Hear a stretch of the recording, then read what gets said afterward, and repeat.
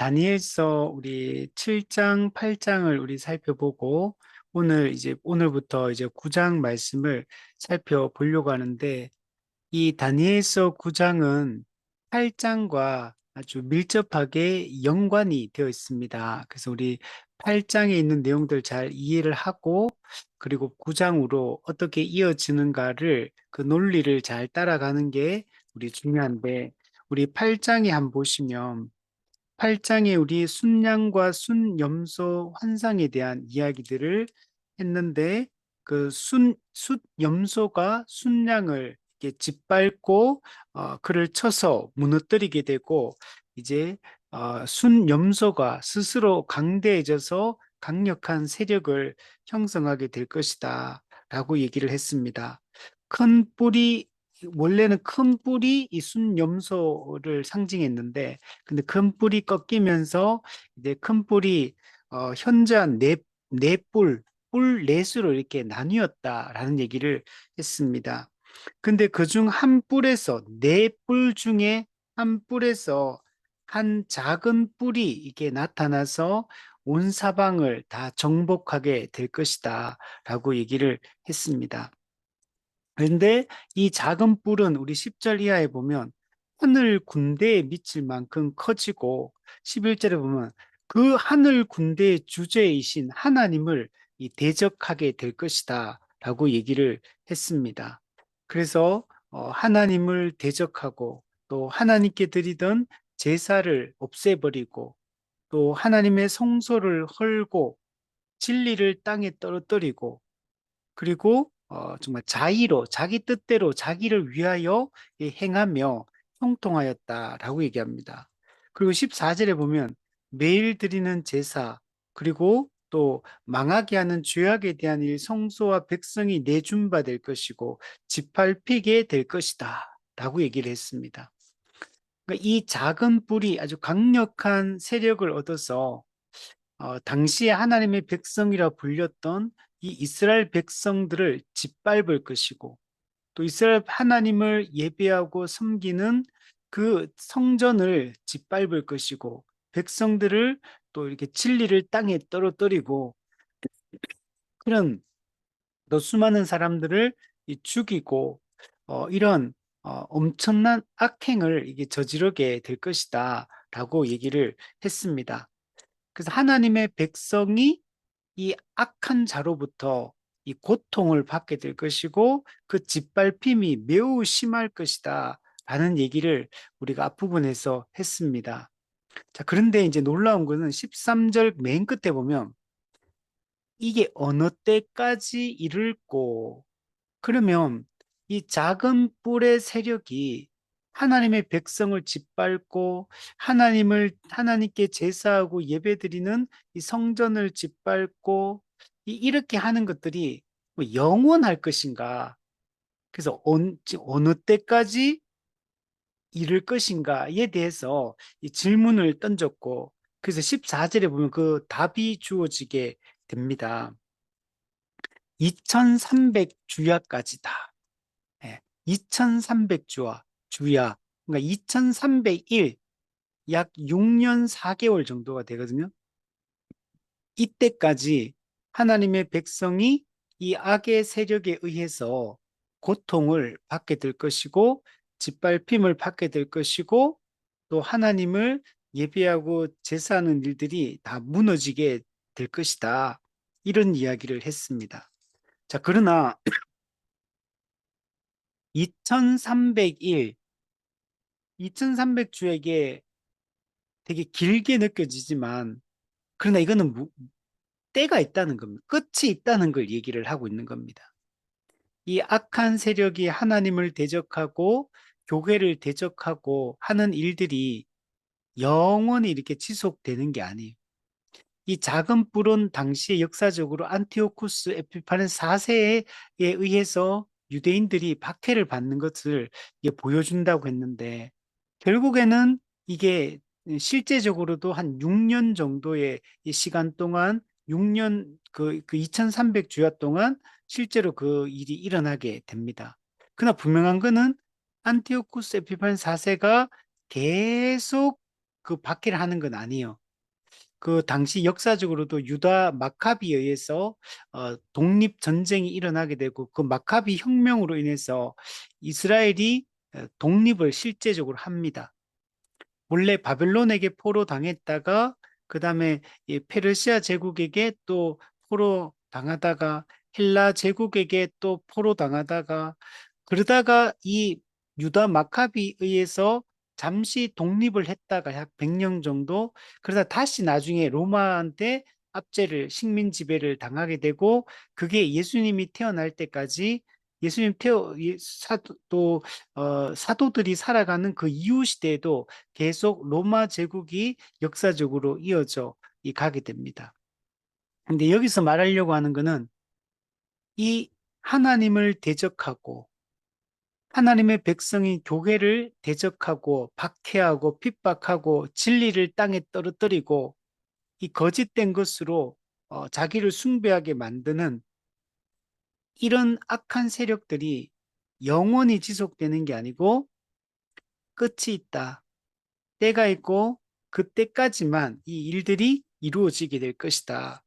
그 14절 뒤에 보면 2300주야까지니 그때에 성소가 정결하게 되리라. 하나님이 임재하시는 이 성전이 다시 정결하게 될 것이다. 이게 중요한 거예요.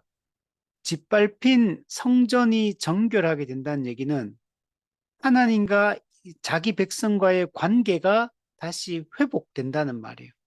하나님과의 자기 백성과의 이 언약 관계가 다시 재확립되어지고 재확인되어져서 다시 하나님의 백성들이 하나님을 아버지라 부르며 하나님의 통치를 받으며 하나님의 주시는 안식의 복을 누리며 살아가게 될 것을 이야기를 하고 있는 겁니다.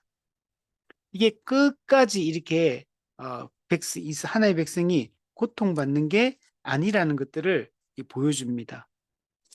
자, 이 맥락 가운데 지금 이 9장의 이야기가 이 전개가 되고 있는 겁니다. 이런 핍박과 고난과 이런 공격이 있겠지만 그러나 이게 끝이 있다. 그리고 결국에는 다시 성전이 정결하게 될 것이고 이 언약 관계가 회복될 것이고 그 언약의 복을 누리게 될 것이다. 라는 이야기를 여기서 8장에서 했던 겁니다.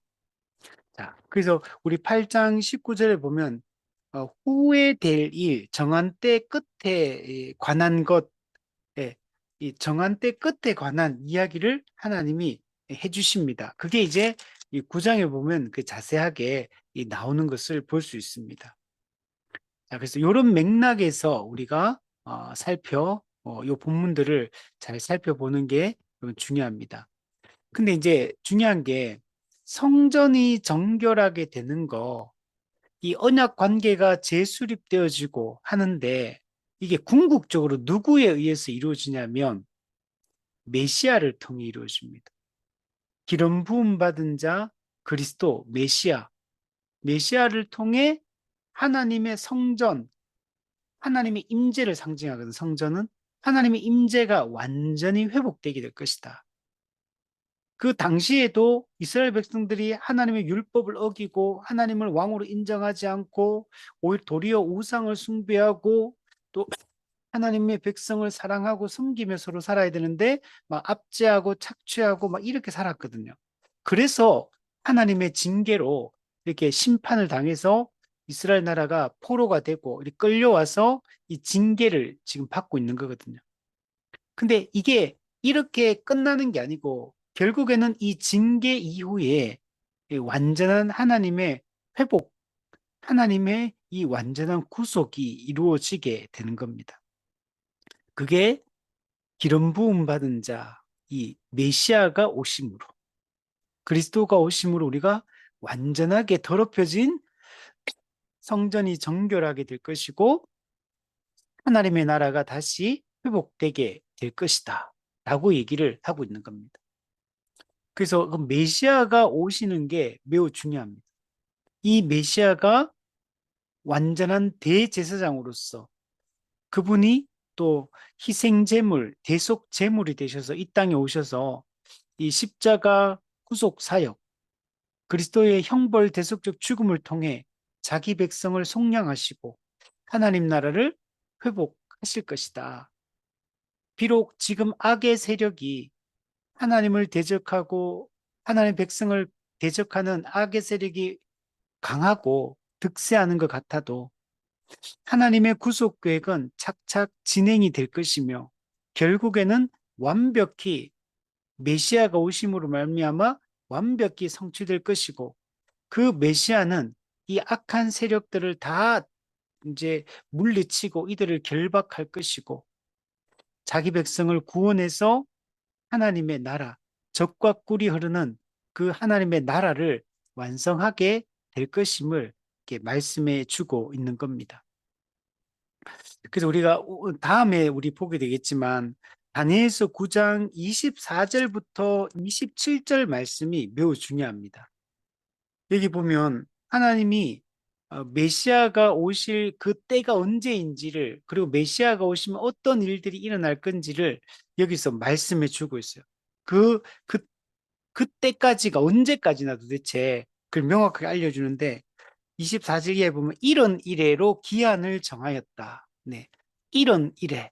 요 이런 이래가 중요한 겁니다. 나중에 하는데 이때 어떤 일이 일어나냐면 허물이 걷히며 죄가 끝나며 그리고 우리의 모든 죄악이 용서되며 영원한 의가 드러나며 하나님의 환상과 예언이 응할 것이며 지극히 거룩한 이가 기름 부음을 받으리라.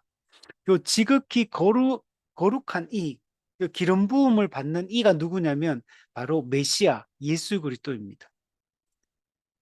그래서 그 뒤에 보면 그 우리 26절에 보면 62일에 후에 기름 부음을 받은 자가 끊어져 없어질 것이며 요거는 예수님의 십자가 죽음을 의미해요.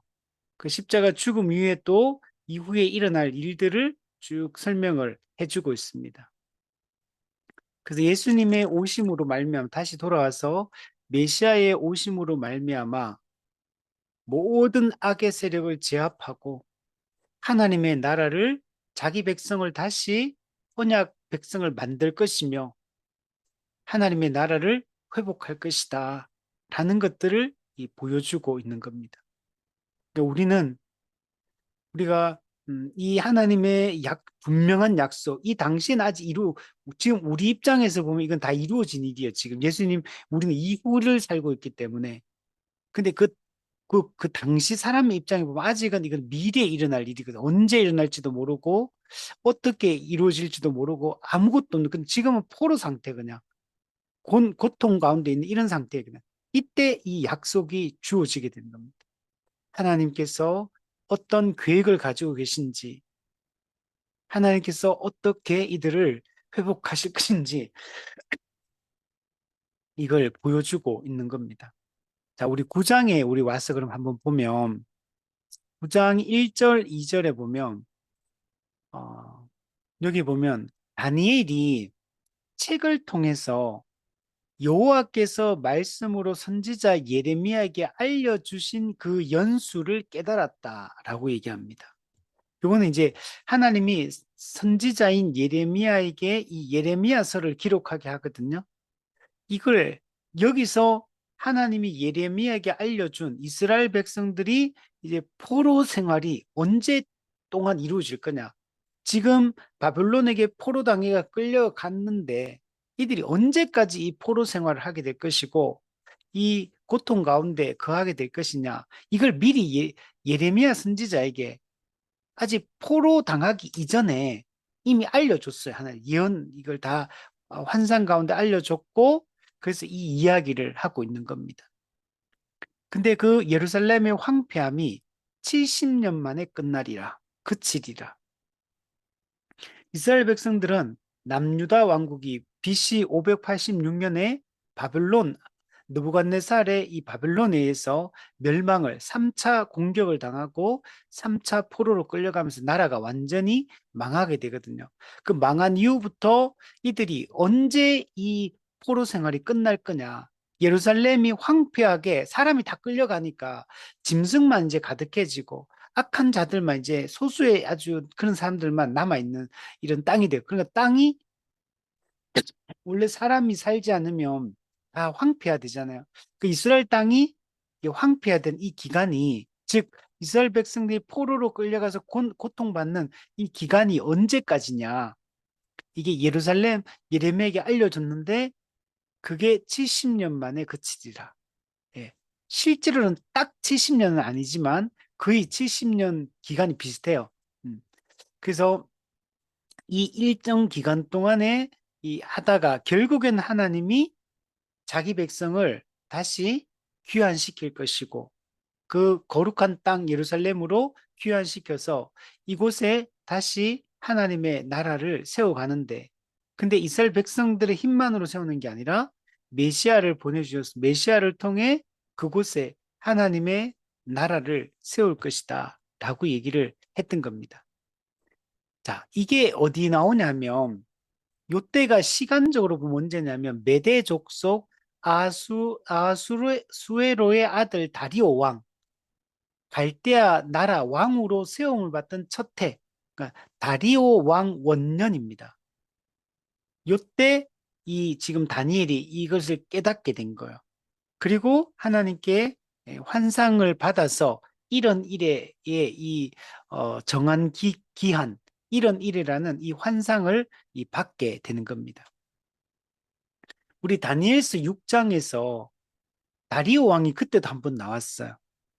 그때 그 총리 그 세 명 중에 한 명이 다니엘이었고 120명의 또 그 지방 이 총독들을 또 세우게 되는데 그 중에 그들이 다니엘을 시기해 가지고 다니엘을 어떻게든 끌어내리려고 이렇게 처치하려고 해가지고 검령을 하나 만들어 가지고 30일 동안에 그 다른 신에게 무엇을 구하거나 절을 하거나 섬기고 이렇게 하면 사자굴에 던져 넣는다. 이런 법을 만들어가 죽이려고 했죠.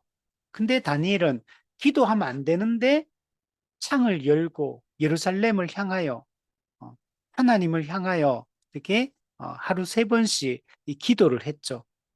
하나님의 그 뜻을, 그래서 결국은 사자굴에 던져 넣어지게 되고, 그러나 하나님이 놀라운 방법으로 다니엘을 거기서 건져내심으로 하나님이 자기 백성과 함께하고 계시고 또한 하나님 자기 백성을 지키신다는 것들을 명확하게 보여줍니다.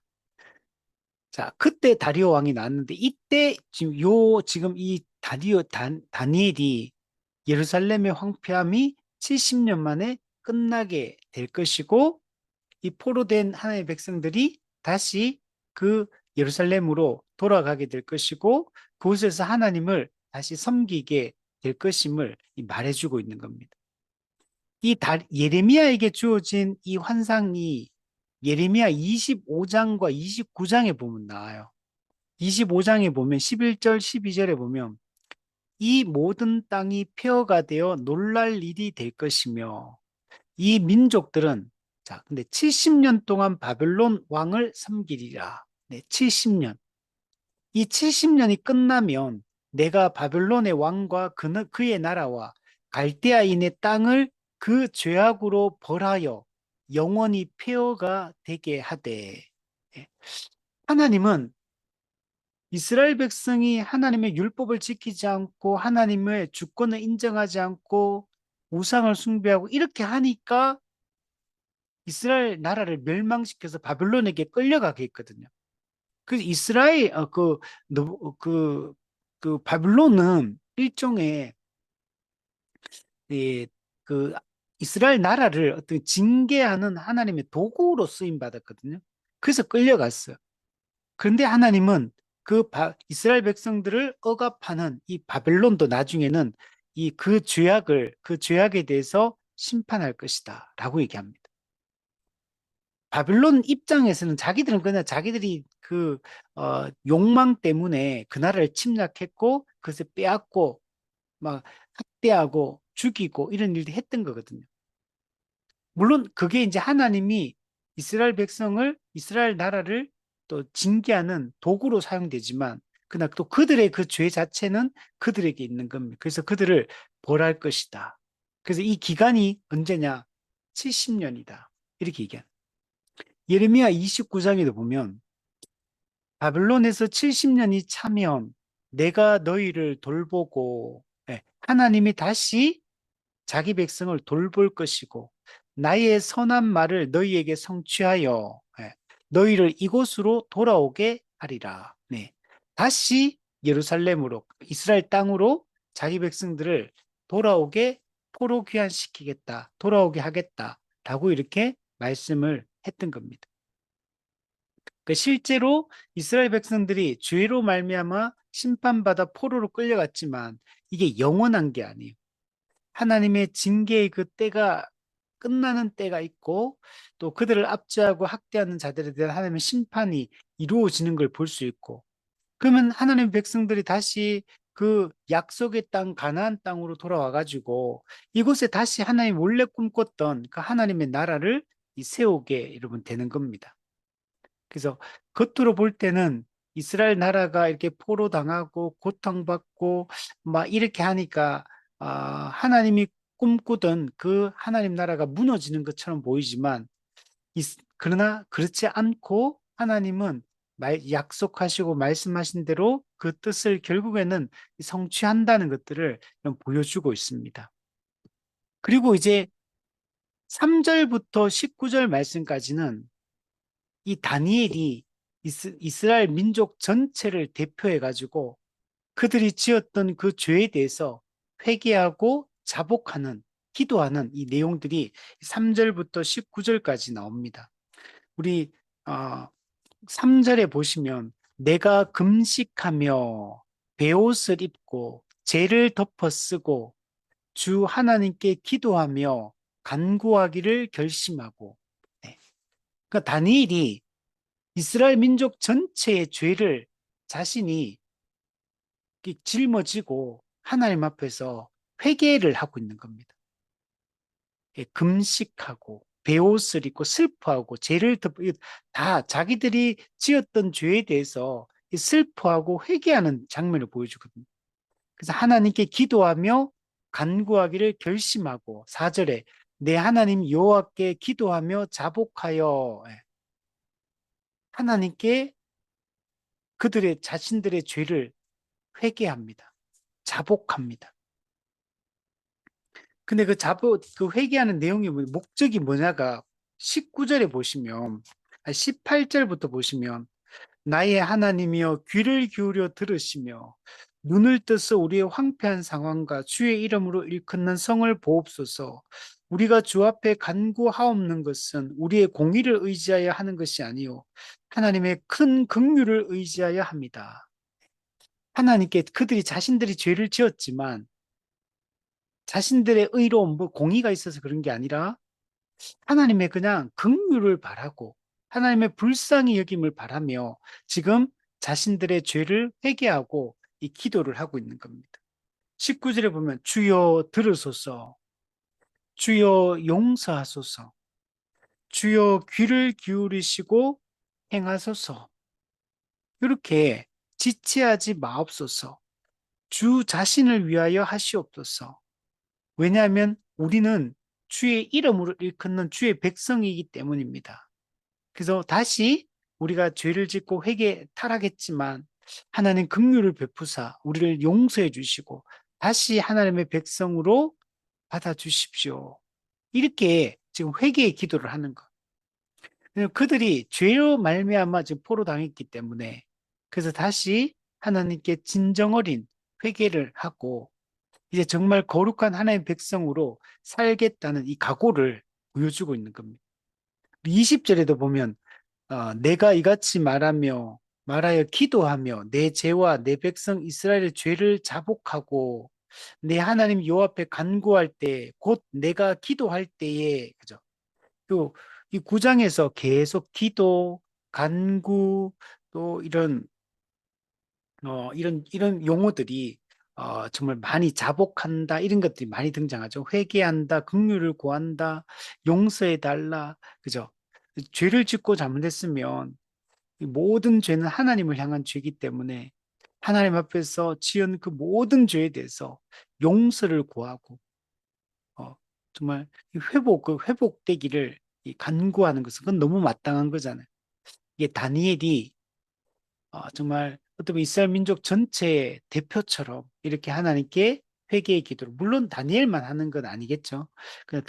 에스겔 선지자도 그 당시에 활동을 했었고 또 수많은 믿음의 사람들이 활동을 했죠. 어쨌든 다니엘도 자신의 그 위치에서 하나님께 이 기도하고 있는 걸 볼 수가 있습니다. 우리 다니엘서 6장에서 기도하지 마라 이렇게 금지가 됐어요. 그러나 열린 창에서 하나님께 기도했던 것처럼 또 지금도 마찬가지죠. 다니엘은 포기하지 않고 자기의 어떤 일신의 안락, 자기 목숨 이런 걸 생각하지 않고 정말 하나님께 하나님의 은혜를 구하며 계속 이 기도하는 것들을 볼 수가 있습니다.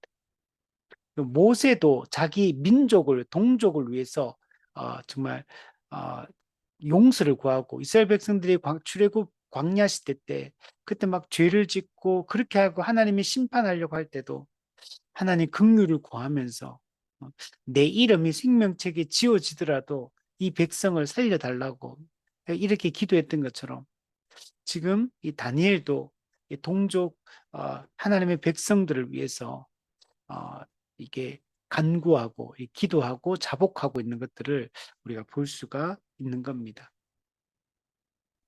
자, 그 3절 이하에 보면 이제 구체적으로 이제 그 기도하는 내용들이 또 등장을 하는 걸 볼 수가 있습니다. 본격적으로 이제 4절부터 기도를 합니다. 하나님께 기도하며 자복하여 이르기를, 그러면서 하나님이 어떤 분이신지에 대해서 기도하는 그 대상이신 용서를 구하고 긍휼을 구하는 이 하나님의 어떤 분인지에 대해서 다니엘이 이야기를 합니다. 뭐라고 하면 세 가지 크게 얘기하는데, 내 하나님 여호와께 기도하며, 그죠? 여기 보면 내 하나님이다 이렇게 말하고, 두 번째는 여호와라고 말하고, 또 밑에 보면 크시고 두려워할 주 하나님 이렇게 말하고, 또 그 하나님에 대해서 밑에는 또 설명해줘. 주를 사랑하고 주의 계명을 지키는 자를 위하여 언약을 지키시는 분, 그에게 인자를 베푸시는 분, 이런 식으로 하나님 기도하는 대상이신 하나님이 어떤 분인지 그 하나님의 그 성품에 기대어서 기도를 하고 있고 자복하고 있다는 것들을 알 수가 있어요. 첫 번째로 보면 하나님을 여호와라고 얘기합니다. 여호와. 우리 밑에 보면 언약을 지키시고 인자를 베푸시는 분. 이 여호와라는 거는 하나님의 이름이거든요. 근데 이 여호와라는 이름은 하나님이 언약하시고 그 언약을 얼마나 신실하게 성취하는 분인지, 언약을 신실하게 지켜서 우리를 구원하시는 분인지를 설명할 때 여호와라고 표현합니다. 이분은 인자 또는 인애, 이 헤세드, 하나님의 이, 이 사랑, 하나님의 이 은혜, 이걸 우리한테 베푸시는 그런 여호와다. 이 하나님께 구하고 있는 거죠. 지금 이스라엘 백성들은 죄를 범하고 하나님을 정말 우상을 숭배하고 하나님의 영광을 가린 자들이잖아요. 근데 하나님은 이들에게 아브라함 언약을 하셨고 그 언약을 신실하게 지켜서 이들을 구원하신 하나님, 언약을 신실하게 지키사 인자를 베푸신 하나님, 이렇게 그 이름을 쓰고 있는 걸 볼 수 있습니다. 두 번째는 내 하나님, 이렇게 표현, 내 하나님. 하나님은 엘로힘인데 이들이 지금 섬기는 하나님 어떤 전능하신 하나님입니다. 예, 전능자 하나님. 모든 것을 할 수 있는 능력의 하나님. 이런 하나님으로 인식하고 있어요.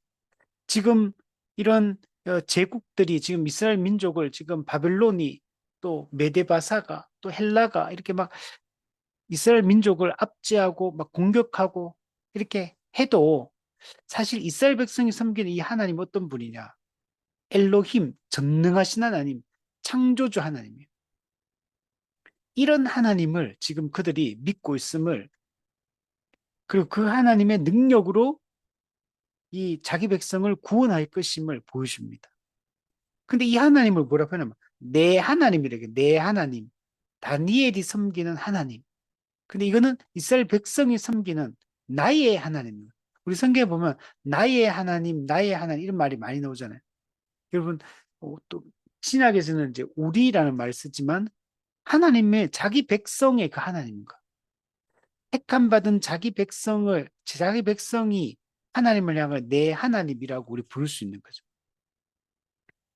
또한 뒤에 보면 주 하나님 또 이렇게 주 하나님, 주 아도나이, 나의 주인이신 하나님,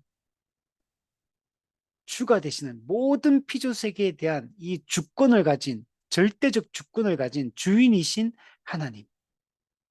이 하나님이 우리 하나님이고 이 하나님이 우리를 통치하고 붙들고 계시기 때문에 결국 이 하나님의 백성들이 회복되게 될 것을 믿음을 여기서 고백을 하고 있는 겁니다. 그리고 5절, 6절에 보면 우리는 이미 그러면서 회개하는 내용들을 보면 우리는 이미 범죄하여 하나님 앞에 이미 범죄했어요. 하나님의 정한 길, 하나님의 정한 뜻에서 이 벗어난 자들이에요. 또 그 죄를 패역했다. 예, 패역하다. 패역한 마음을 가졌다 이런 말 쓰잖아요. 이 패역은 하나님을 거스르는 걸 얘기하는데 하나님을 거스르는 이 완악한 마음, 요거 약간 패역한다는 말은 마음이 패역하다, 마음이 완악하다, 마음이 하나님을 거스른다 이런 내적 의미로 이렇게 표현을 하는 건 패역한다. 이스라엘 백성들이 하나님 앞에 이렇게 패역한 마음을 가진 이런 존재였어요. 근데 행악하며 이거는 실제적 행위를 얘기합니다. 하나님을 거스르는데 이게 행동으로 이제 나타나게 되는 거예요. 이걸 행악했다. 하나님의 율법에서 벗어나서 그 율법을 어기면서 실제로 행동으로 행악을 막 저질렀어. 그래서 포로가 된 겁니다. 반역하여, 반역. 반역한단 말은 하나님의 백성이 하나님의 왕이신 하나님의 왕권을 거부하는 걸 반역한다. 왕을, 우리의 왕이신데 그분이, 그의 백성이 자신의 왕을 대적하고 그 뜻을 거스르고 그 주권, 왕권을 거부하고 그렇기 때문에 심판을 받은 거거든요. 또 주의 법도와 규례를 떠나 싸우며 예, 하나님의 법인 율법에서 떠난 거야. 하나님의 계명, 규례, 법도에서 떠난 겁니다. 이게 이들이 저질렀던 죄고 이러한 죄로 말미암아 이런 포로를 당하게 된 겁니다. 여기서 끝나는 게 아니에요. 또 주의 종 선지자들이 주의 이름으로 우리의 왕들과 우리 고관과 조상들과 온 국민에게 말씀한 것을 듣지 아니하였나이다. 하나님은 선지자는 하나님 말씀을 받아서 되어나는 자들이거든요. 하나님의 선지자들에게 일방적으로 위에서 아래로 말씀을 주시고 계시를 주시면 선지자는 그걸 받아가 백성들에게 전하는 역할을 하는 게 선지자거든요. 그래서 하나님께서 이 선지자들을 통해서 이 계시의 말씀을 줬어요. 어떻게 살아야 하는지 알려줬어요. 그리고 그렇게 살지 않을 때는 하나님의 징계를 당하게 될 것이다. 곧 이제 심판을 받게 될 것이다. 그런 책망과 경고를 하는 사람이 누군 선지자들이에요. 우리 선지자 할 때는 하나님의 뜻을 따라 앞으로 우리가 어떻게 살아야 될지 방향도 제시해주고 그렇게 살지 않을 때는 책망하는 역할이 선지자의 역할이거든요. 근데 이런 모든 것들을 이스라엘 백성들이 듣지 않았어요. 거짓 선지자들의 말을 듣고 참 선지자들의 말을 거부하고 그들을 죽이고 이런 일들을 했기 때문에 이런 심판을 받게 된 것이고 여기에 대해서 다니엘은 지금 자복하며 회개를 하고 있는 겁니다. 우리가 이러한 죄를 저지른 사람들이 하나님께 회개하고 돌이키는 것은 마땅한 거잖아요. 그래서 다니엘이 지금 이스라엘 백성들이 지었던 그 죄악들을 하나님 앞에 다 토해내며 지금 좀 회개하고 용서를 구하고 우리 11절 아까 19절에 보면 주여 용서하소서 주여 들으소서. 예, 지금 하나님이 떠난 것 같은 상황인데 하나님 다시 우리의 이 음성에 귀를 기울여 주십시오. 우리의 신음에 귀를 기울여 주시고 우리를 용서해 주옵소서. 그리고 우리 주의 그 귀를 기울이시고 행하소서. 지체하지 마시고 우리를 다시 회복시켜 주시고 다시 하나님의 친백성으로서 하나님께 우리 영광 돌리며 살 수 있도록 하나님 우리를 구원해 주옵소서. 이렇게 다니엘이 지금 기도를 하고 있는 겁니다. 거기에 대한 응답이 9장 20절부터 27절까지 하나님의 응답이 이런 일에 이 환상을 통해서 주어지고 그래서 이 모든 이 회복이 예수님의 메시아의 오심으로 이루어지게 될 것이다. 기름 부음 받은 자의 오심으로 온전한 회복이 일어나게 될 것을 이 말씀을 해주고 있는 겁니다. 그래서 결론을 내리면 이스라엘 백성들은 하나님의 왕권을 거부하고 하나님의 율법을 지키지 않고 도리어 우상을 숭배하며 죄악된 삶을 살아갔습니다. 그래서 하나님 심판하셨고 근데 그래서 포로로 끌려가게 됩니다. 그러나 그거는 영원한 게 아니에요. 때가 있어. 70년 만에 그치게 될 것이고 하나님이 다시 자기 백성을 언약을 재확인하시고 다시 언약 관계를 재수립해서 그들에게 이 긍휼을 베풀어 주시고 인자를 베풀어 주시고 그래서 자기 백성 삼아서 하나님이 언약을 신실하게 지켜나가며 하나님 나라의 그 복을 누리게 하겠다라고 말씀을 하고 있습니다. 이제 근데 이제 궁극적으로 이게 이루어지기 위해서는 메시아가 오셔야 돼요. 메시아의 오심과 메시아의 그 중보자 사역, 구속 사역을 통해서 이게 궁극적으로 이루어지고 이 정말 하나님과의 이 관계가 다시 언약 관계가 완전하게 재확립되어서 그 언약적 복을 누리며 우리가 살게 되는 것입니다. 그걸 하나님께서 약속을 하고 있어. 있다. 우리는 지금 성경을 아니까 이거는 거 알 수 있지만 그 당시에는 아직까지 이 계시가 처음 주어지는 거기 때문에 이 다니엘서 9장의 이런 메시지들이 이런 일에 이 메시지들이 앞으로 어떻게 하나님이 구속의 역사를 진행시켜 나가고 이끌어 갈지에 대해서 그 자세하게 설명을 해주고 있다라고 말할 수 있습니다. 그럼 결국 이렇게 하다 보면 메시아의 오심으로 하나님 나라가 완성되게 그러면 되고 우리는 그 성전이 정결하게 되어서 우리가 이 하나님을 거룩하신 하나님을 담대하게 만나고 그 하나님의 영광 가운데 우리가 살아가게 될 것임을 우리는 이 말씀을 통해 확신할 수가 있게 되는 것입니다. 자, 그래서 우리가 하나님이 계획하셨고 어떻게 신실하게 이 계획을 성취하셔서 우리를 구원해 가시는지 하나님이 어떤 약속을 주셨고 현재 오늘 우리 시대에는 이것이 어디까지 진행이 되었고 지금 뭐가 남아 있는지 알고 우리가 이 땅에서 그 하나님의 거룩한 언약 백성으로 살아가는 것이 중요한 것입니다. 우리 모두 하나님의 이 분명한 뜻들을 또 우리의 최종 결론이 무엇인지 이 성경을 살피면서 알고 우리가 어떤 일에도 흔들리지 않는 믿음으로 살아갈 수 있는 그런 우리가 되었으면 좋겠습니다.